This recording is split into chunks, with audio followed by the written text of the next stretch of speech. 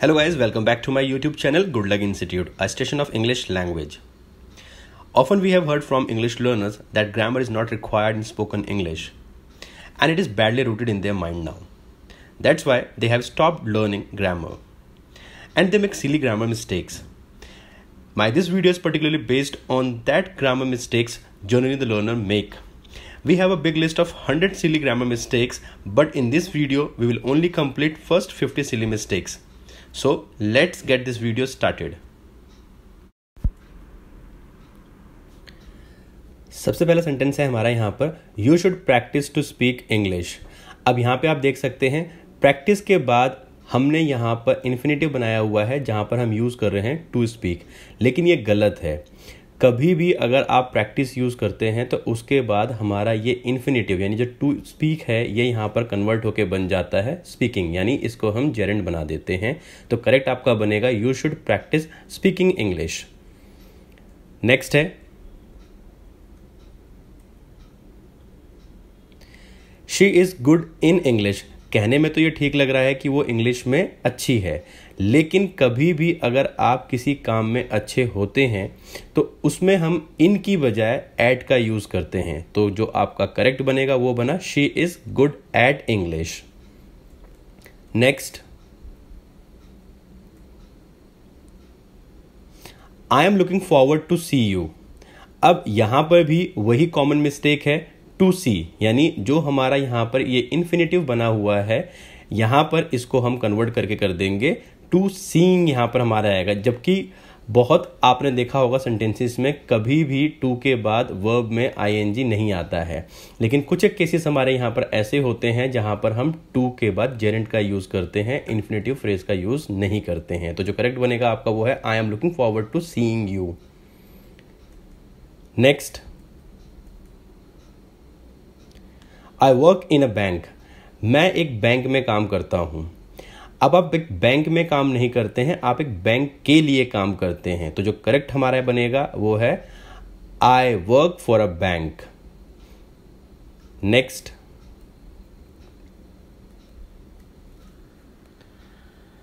Your hairs are really beautiful.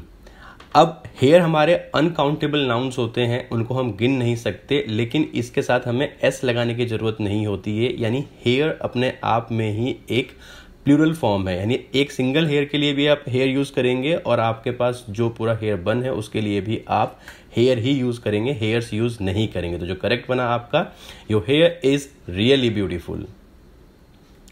Next,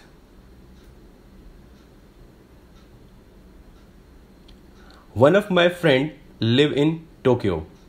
अब कहने में तो हम यहाँ कह रहे हैं कि मेरा एक दोस्त टोक्यो में रहता है, लेकिन आप यहाँ पर जो फ्रेंड यूज़ कर रहे हैं यहाँ पर फ्रेंड की बजाय फ्रेंड्स आएगा, यानी आपके सभी दोस्तों में से एक दोस्त जो है वो टोक्यो में रहता है. दूसरा, यहाँ लिव के साथ भी हमारा एस आएगा क्योंकि आप यहाँ पे प्रेजेंट इंडेफिनिट की बात कर रहे हैं. तो जो करेक्ट हमारा बना वो क्या आ गया, one of my friends lives in Tokyo. ध्यान रखिएगा वन ऑफ माई फ्रेंड कभी नहीं होता है, वन ऑफ माई फ्रेंड्स होता है, क्योंकि आपके सभी दोस्तों में से आप एक अपने दोस्त की बात कर रहे हैं. नेक्स्ट,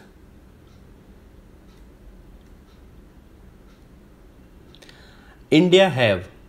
इंडिया हमारा कंट्री है, लेकिन ये एक सिंगुलर है, तो हमेशा इंडिया के साथ यहाँ पर हैज का यूज किया जाएगा. तो करेक्ट हमारा बना इंडिया हैज. जैसे India has beautiful historical buildings, तो इस तरीके से आप इंडिया के साथ हमेशा हैज़ का यूज़ करेंगे. Next,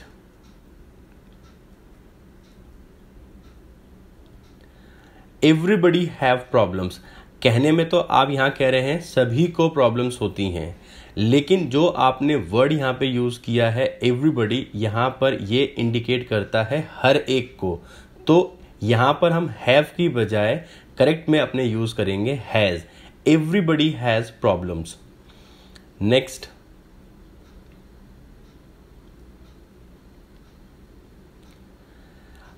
Maria is married with a doctor. Maria की शादी एक डॉक्टर के साथ हुई है, लेकिन जो करेक्ट है वहां पर विद नहीं आएगा हमारा, ये आ गया Maria is married to a doctor, यानी मारिया की शादी एक डॉक्टर से हुई है. तो हम यहाँ पे जो preposition है हमारा with, उसकी बजाय हम यूज करेंगे preposition to का। Next, when I was small, जब मैं छोटा था। स्मॉल और टॉल तो आपको पता ही होगा यूज किया जाता है जब हम किसी चीज की हाइट नापते हैं। एज को नापने के लिए कभी भी हम स्मॉल और टॉल का यूज नहीं कर सकते। तो एज के लिए हमारे पे यहाँ पे होता है यंग। तो यहाँ पे जो करेक्ट आपका बना वो बना व्हेन आई वॉज यंग, यानी जब मैं छोटा था। तो स्मॉल की बजाय हमने क्या यूज किया, यंग। नेक्स्ट है,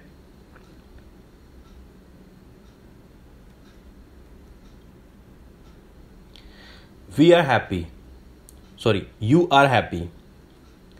अब यहां पर क्वेश्चन अगर पूछा जा रहा है तो ये हमारा सेंटेंस गलत है, क्योंकि जब आप क्वेश्चन पूछते हैं तो हमेशा आपकी हेल्पिंग वर्ब जो है वो स्टार्टिंग में आती है, यानी स्टार्टिंग ऑफ द सेंटेंस में आपका हेल्पिंग वर्ब आएगा। तो जो करेक्ट बनता है हमारा वो हो गया आर यू हैप्पी। कई बार ये गलती हो जाती है जब हम जल्दी में या फ्लो में जब बोलते हैं तो हम भूल जाते हैं कि हमें अगर क्वेश्चन पूछना है तो हमारे सब्जेक्ट के बाद हेल्पिंग वर्ब नहीं आएगी, बल्कि सब्जेक्ट से पहले आपका हेल्पिंग वर्ब यूज किया जाएगा, यानी स्टार्टिंग में आपका यूज किया जाता है क्वेश्चन बनाने के लिए। तो इन छोटी छोटी गलतियों को आप मत कीजिएगा। नेक्स्ट है,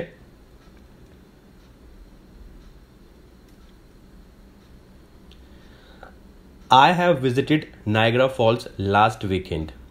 अब यहां पर आया आई हैव विजिटेड, यानी मैंने नायग्रा फॉल लास्ट वीकेंड पे विजिट किया है।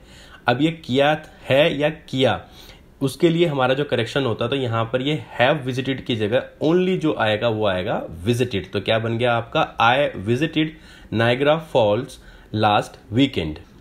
क्योंकि अभी आप जिसमें बात कर रहे हैं वो रिसेंट पास्ट की बात कर रहे हैं, जहां पर जनरली हम यूज करते हैं अपने पास्ट इंडेफिनिट का। और यहां पर जो पहले सेंटेंस में जो गलत था वहां पे यूज किया गया था प्रेजेंट परफेक्ट का। तो इसलिए जो हमारा करेक्ट बनेगा रिसेंट पास्ट के लिए वो है आपका पास्ट इंडेफिनिट। तो जो करेक्ट है वो I visited Niagara false last weekend. Next,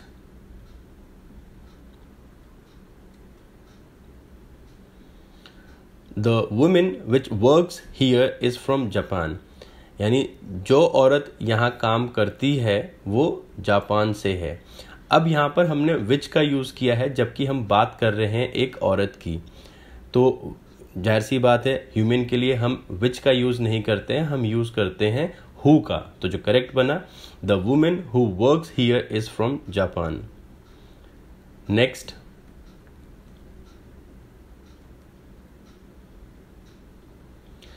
she was boring in the class, वो क्लास में बोर हो रही थी।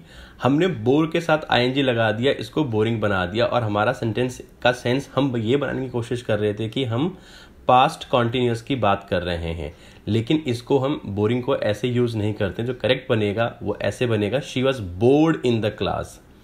फाइन। तो पास्ट में कभी भी आपको बनाना है तो आपको वॉज वर्ग के साथ अपने सब्जेक्ट के अकॉर्डिंग बोरिंग यूज नहीं करना है, बोर्ड का यूज करना है। नेक्स्ट,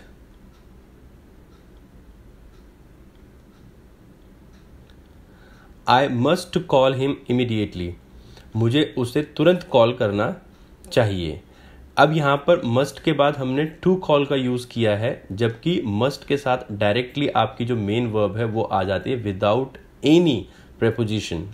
तो यहाँ पर हमारा कैसे बनेगा, I must call him immediately. Next, every students like the teacher, her students को टीचर पसंद होते हैं।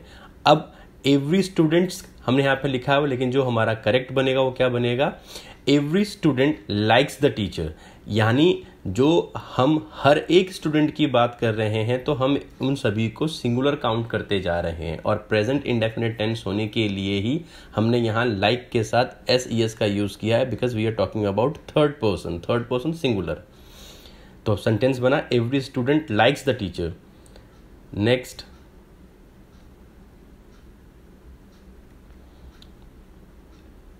Although it was raining but we had the picnic. हालांकि बारिश हो रही थी लेकिन हमने अपनी पिकनिक करी, यानी हमने अपनी पिकनिक एंजॉय करी। अब यहाँ पे जो हमारी करेक्शन है वो बट के साथ है। ऑल्दो के बाद कभी भी मगर के लिए, लेकिन के लिए, ऑल्दो हमेशा आपका यूज़ किया जाता है कॉन्ट्रास्ट सिचुएशन के लिए। आपको बट लगाने की ज़रूरत नहीं है, सिर्फ आप कोमा लगा दीजिए, आपका काम कंप्लीट हो जाएगा। तो करेक्ट क्या बना आपका, ऑल्दो इट वॉज रेनिंग। अब उसके बाद हमने अपना पंचुएशन कोमा का यूज़ किया, वी हैड द पिकनिक, यानी हमने बट को हटा दिया। तो जो आपका पॉज होगा और जो आपका पंचुएशन कोमा आपने लगाया है वही आपका काम कर देता है बट का। तो ऑल्दो के बाद बट लगाने की जरूरत नहीं है। Next,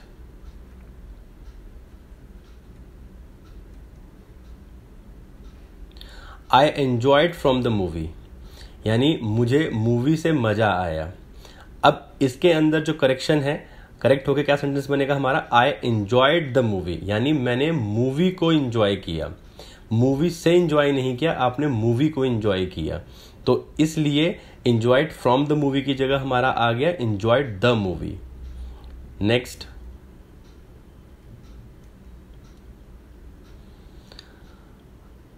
I look forward to meet you, यानी मैं आगे आपसे मिलूंगा। ठीक है, अब इसकी जो करेक्शन हुई, I look forward to meeting you, यही करेक्शन हम पहले भी कर चुके थे। टू सी की जगह हमने टू सीइंग यू किया था, क्योंकि वहां भी हमने फॉरवर्ड का यूज किया। तो कभी भी ऐसे वर्ड्स आपके पास आते हैं तो उनको इन्फिनेटिव फ्रेज की जगह यूज करने की बजाय उनको आप यूज करते हैं तो अपना प्रेपोजिशन टू लगाकर उसको एक जेरेंड बनाकर आप यूज करें। तो I look forward to meeting you, यानी मैं आगे आपसे मिलने की उम्मीद करता हूं। नेक्स्ट है,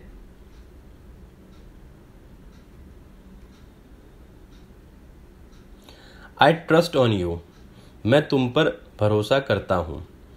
लेकिन जो करेक्शन होगी आपकी वो क्या है, आई ट्रस्ट यू। कभी भी हम यहां पर प्रेपोजिशन ऑन का यूज नहीं करते हैं, simply I trust you, you trust me, इस तरह से हम कैसे भी बोल सकते हैं, लेकिन हम कभी ऑन का यूज नहीं करेंगे। नेक्स्ट,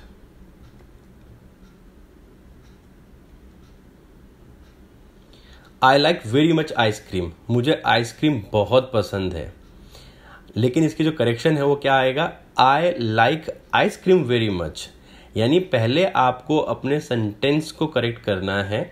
यानी सब्जेक्ट हो गया, वर्ब आपकी आ गई, जो भी आपका ऑब्जेक्ट है वो आ गया, उसके बाद जो भी आपका remaining part of the sentence होगा वो आप एंड में यूज करेंगे। तो I like ice cream very much. Next,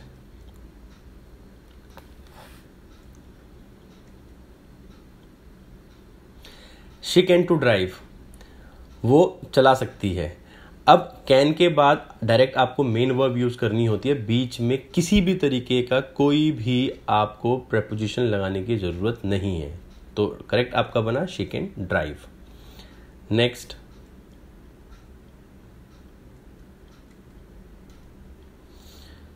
where I can find a bank. अब यहां पर सवाल पूछ रहा है कि मुझे बैंक कहां मिल सकता है। अब क्वेश्चन है तो मैंने आपको बताया था कि क्वेश्चन में अगर आपका सिंपल ये इंटेरोगेटिव होता तो मेरा कैन आई से पहले आता। अब ये हमारा WH फैमिली के साथ आया है, तो WH फैमिली का एक रूल होता है कि सबसे पहले आपको WH फैमिली यूज करना है, उसके बाद हेल्पिंग वर्ब, उसके बाद सब्जेक्ट, फिर जो भी आपकी उसमें मेन वर्ब लग रही होगी वो मेन वर्ब, और लास्ट में ऑब्जेक्ट आपको यूज करना है। तो जो करेक्ट बना हमारा वो बनेगा where can I find a bank. ठीक है, तो इस चीज का ध्यान रखिएगा आप। नेक्स्ट पॉइंट है हमारा,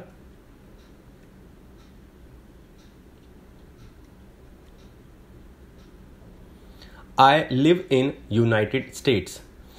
अब जब भी आपको यूनाइटेड स्टेट्स बोलना होता है तो वहां उसके पहले आप हमेशा द का यूज करेंगे।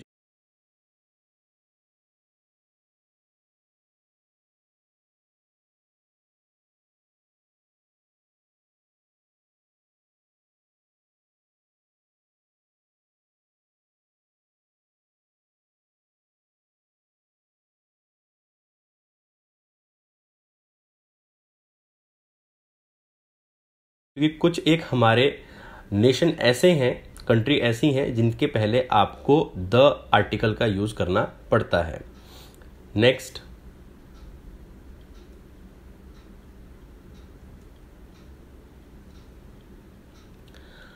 When I will arrive I will call you. जब मैं आऊँगा तो मैं आपको कॉल कर दूंगा। ये हमारे कंडीशनल सेंटेंसेस होते हैं, डबल फ्यूचर भी इनको हम बोल सकते हैं। तो इसको करेक्ट करने के लिए जो first part of the sentence होगा, यानी जो काम पहले होने वाला है, उसको करने के लिए हम सिंपल प्रेजेंट इंडेफिनिट का यूज करते हैं। मतलब बात तो फ्यूचर की हो रही है, लेकिन इसको बनाने के लिए हम सबसे पहले प्रेजेंट इंडेफिनिट का सिंपल यूज करते हैं, और दूसरा जो पार्ट है हमारा उसके अंदर हम फ्यूचर का यूज करेंगे। तो जो करेक्ट हमारा बनेगा, तो ये बनेगा when I arrive I will call you. ध्यान रखिएगा, ये हमारा एक कंडीशनल सेंटेंस है फ्यूचर का। नेक्स्ट,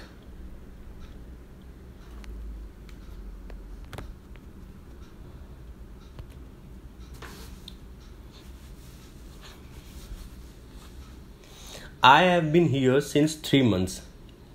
अगर आप लोगों ने टेंस पढ़े होंगे और अच्छे से आपको पता होगा कि सिंस और फॉर का हमेशा आपका जो यूज होता है परफेक्ट कॉन्टिन्यूअस सेंटेंसेस में ही होता है। तो यहाँ पर सिंस का जो यूज होता है वो सिर्फ होता है जब आपके पास टाइमिंग, सर्टेन टाइमिंग हो, यानी आपके पास करेक्ट टाइमिंग हो। तो यहाँ पे जो करेक्शन हमारी सिंस में है, क्योंकि हम यहाँ पे अनसर्टेन टाइम की बात कर रहे हैं, तो हमारा यहाँ पर फॉर का यूज किया जाएगा। I have been here for 3 months। Next,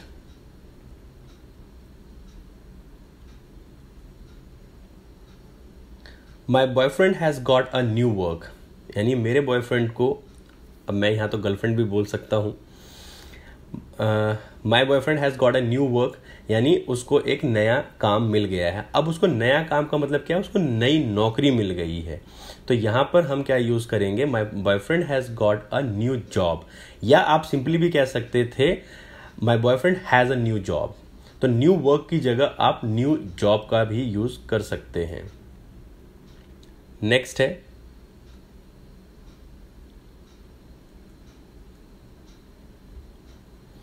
she doesn't listen me. वो मुझे नहीं सुनती है, यानी मेरी बात नहीं सुनती है। एक चीज़ का हमेशा ध्यान रखिएगा, लिसन के बाद जो जिस भी आप ऑब्जेक्ट की या ऑब्जेक्टिव की बात कर रहे हैं, हमेशा आपका उन दोनों के बीच में, यानी लिसन और ऑब्जेक्ट के बीच में टू प्रेपोजिशन का यूज़ जरूर किया जाएगा। तो यहाँ पर आ जाएगा she doesn't listen to me, ये आपका करेक्ट बनेगा। तो कभी भी लिसन के बाद अगर आपको अपना ऑब्जेक्ट लाना होगा तो उससे पहले आप टू का यूज़ जरूर करेंगे। जैसे मुझे गाने सुनना बहुत पसंद है, तो I like listening to music, इस तरीके से आप इसको लिखेंगे। Next,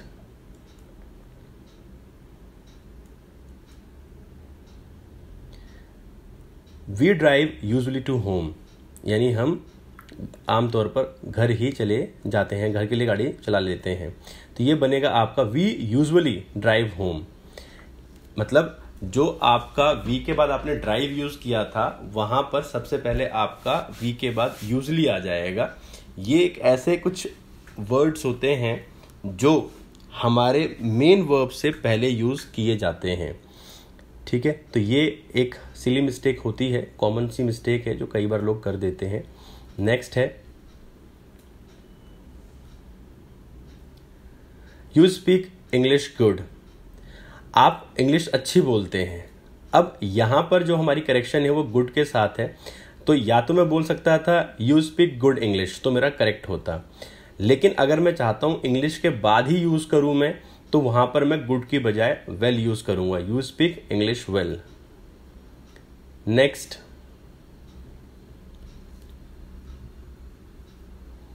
the police is coming, police आ रही है। अब यहां पर कहने में तो सही लग रहा है, लेकिन पुलिस हमेशा प्लूरल साउंड करता है, इसलिए यहां पर इसकी बजाय हमारा जो हेल्पिंग वर्ब है वो प्लूरल यूज किया जाएगा, द पुलिस आर कमिंग। ये कॉमन सी मिस्टेक है जो जनरली हर कोई कर देता है पुलिस के केस में। Next,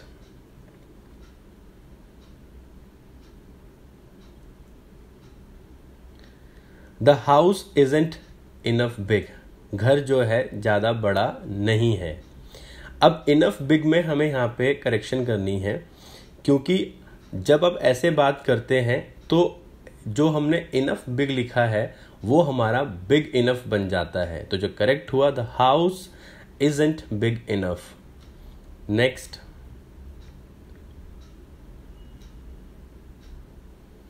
you should not to smoke. आपको स्मोक नहीं करनी चाहिए। जो शुड है हमारा, ये एक ऑक्सिलरी वर्ब है। इसके साथ डायरेक्टली हम मेन वर्ब का यूज कर सकते हैं। उसके साथ हमें कोई भी प्रेपोजिशन लगाने की जरूरत नहीं है, या कोई भी इन्फिनेटिव फ्रेज का यूज नहीं कर सकते हम। तो यहां जनरली हम बोल सकते थे you should not smoke. Next,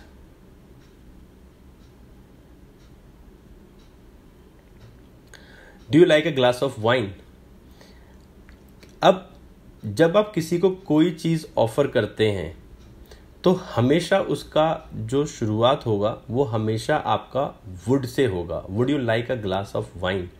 क्या आप एक ग्लास वाइन लेना चाहेंगे। तो ध्यान रखिए, कभी भी आप किसी को कोई भी खाने पीने की चीज़ ऑफर करते हैं या कुछ भी आप ऑफर करते हैं तो हमेशा उसको वुड से स्टार्ट करिएगा। Next, there is 7 girls in the class. Class में 7 लड़कियां हैं। अब आपको समझने में तो ये लग रहा हो कि 7 गर्ल्स तो हमने ठीक लिखा हुआ है, बट जो हमारा यहाँ पर हेल्पिंग वर्ब है वो भी हमारा प्लूरल आएगा। देयर हम तभी यूज करते हैं जब हमारे पास सब्जेक्ट मिसिंग होता है। तो देयर इज अगर मैं लगाता हूं तो उसके आगे का जो मेरा कोई भी ऑब्जेक्ट होगा वो हमेशा सिंगुलर आना चाहिए, लेकिन यहाँ पे हमारे पास जो सब्जेक्ट है और जो ऑब्जेक्ट है हमारा वो प्लूरल है। तो हमारा यहाँ पे आ गया there are 7 girls in the class. Next,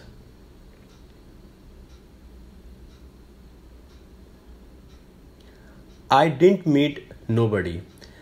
मैं किसी से नहीं मिला। डिड नॉट और नोबडी दोनों एक साथ यूज हो ही नहीं सकते। नोबडी, नेवर, नथिंग, नाइदर, ये सारे, नॉर, ये सारे कुछ ऐसे वर्ड होते हैं जो अपने आप में ही नेगेटिव होते हैं। तो आप यहाँ पे नोबडी की जगह यूज कर सकते थे anybody. I didn't meet anybody, यानी मैं किसी से नहीं मिला। Next, my flight departs in 5 AM। मेरी जो फ्लाइट है वो 5 बजे उड़ती है। अब टाइम के साथ हमेशा आपका इन की बजाय एट प्रेपोजिशन का यूज किया जाता है। तो my flight departs at 5 AM। Next,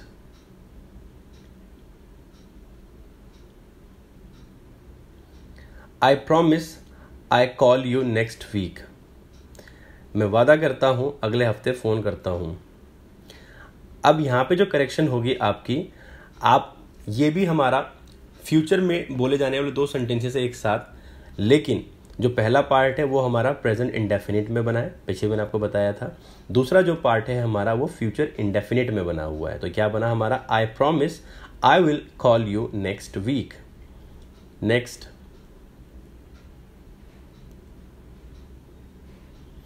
where is post office. Post office कहाँ है। किसी भी अगर आप फेमस बिल्डिंग की बात करते हैं, किसी भी तरह की बिल्डिंग की आप बात करते हैं, तो हमेशा उस बिल्डिंग स्ट्रक्चर के नाम से पहले या जिस नाम से भी उस बिल्डिंग को बुलाया जाता है उससे पहले हमेशा आपको आर्टिकल द का यूज करना होता है। तो where is the post office, ये आपका करेक्ट सेंटेंस बनेगा। Next, please explain me how improve my English. मुझे बताइए इंग्लिश में अपनी कैसे इम्प्रूव करूं। इसका जो करेक्ट सेंटेंस है वो क्या बना, please explain to me. Explain me कभी नहीं होगा, एक्सप्लेन टू मी का हम यूज करते हैं। और how to improve my English, how के बाद अगर आपके पास डायरेक्ट वर्ब आती है यानी मेन वर्ब आती है तो हाउ के बाद हमेशा आप मेन वर्ब से पहले टू लगाएंगे, यानी इसको आप बना देते हैं इन्फिनेटिव एक फ्रेज। ठीक है, और एक्सप्लेन मी नहीं होता है, एक्सप्लेन टू मी होता है हमेशा। नेक्स्ट,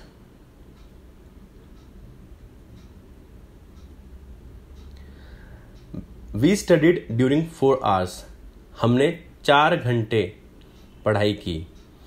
अब वी स्टडीड फॉर 4 hours हमने यूज़ किया।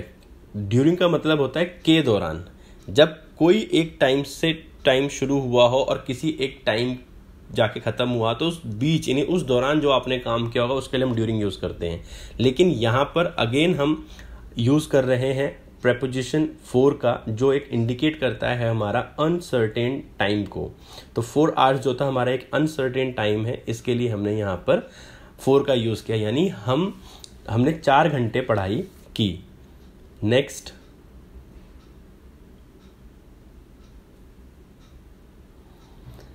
इज रेडी माई पासपोर्ट, क्या तैयार है मेरा पासपोर्ट। अब यहाँ पे करेक्शन क्या है, हम क्वेश्चन पूछ रहे हैं तो हमने इसका यूज़ तो सही किया है, लेकिन इसके बाद हमारा जो सब्जेक्ट है यानी माई पासपोर्ट वो पहले आना चाहिए था। तो क्या बन जाता, इज माई पासपोर्ट रेडी। ये एक करेक्शन आप ध्यान रखिएगा। नेक्स्ट,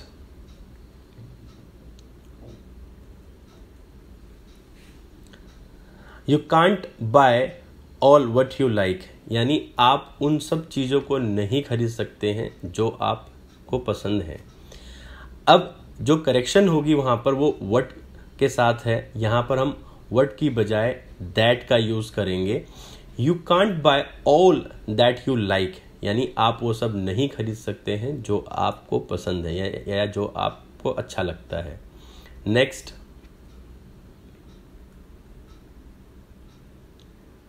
एयर इज ब्लोइंग, हवा चल रही है। कभी भी अगर आप मौसम की बात करते हैं, whenever you guys are talking about weather or season, so the sentence starts with it, तो यहाँ आएगा it is blowing, यानी हवा चल रही है। नेक्स्ट,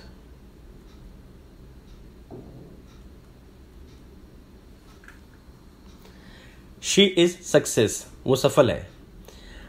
वो सक्सेसफुल है, यानी उसने सफलता पा ली है। तो सक्सेस के साथ हमारा यहाँ पे सक्सेसफुल बन जाता है पूरा। ये शी इज सक्सेसफुल, यानी वो सफल है। सक्सेस का मतलब सफलता, सक्सेसफुल मतलब सफल। Next, my mother wanted that I B a doctor, मेरी मम्मी चाहती थी कि मैं एक डॉक्टर बनूं। इसको हम करेक्ट करके बनाएंगे, my mother wanted me to be a doctor, यानी मेरी मदर मुझसे चाहती थी कि मैं एक डॉक्टर बन जाऊं। Next, the life is hard, जिंदगी बहुत मुश्किल है। अब यहां पर लाइफ के साथ मुझे आर्टिकल द यूज करने की जरूरत नहीं है, मैं लाइफ को सिंपल ही लिख सकता हूं, life is hard. Next,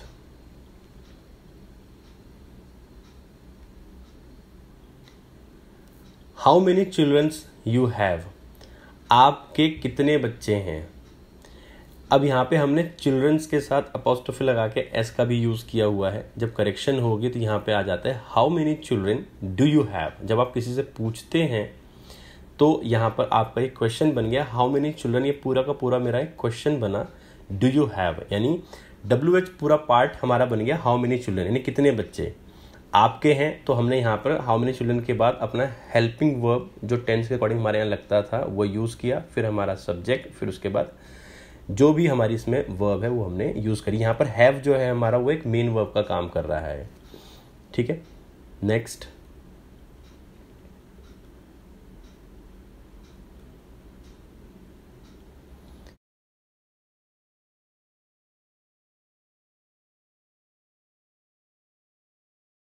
my brother is 10 years, या आप उसको बोल सकते हैं my brother is 10 years old। दोनों में से आप कुछ भी बोल सकते हैं, यानी या तो कंप्लीट माई ब्रदर इज 10, या बोल सकते हैं my brother is 10 years old। इस तरीके से आप यूज कर सकते हैं।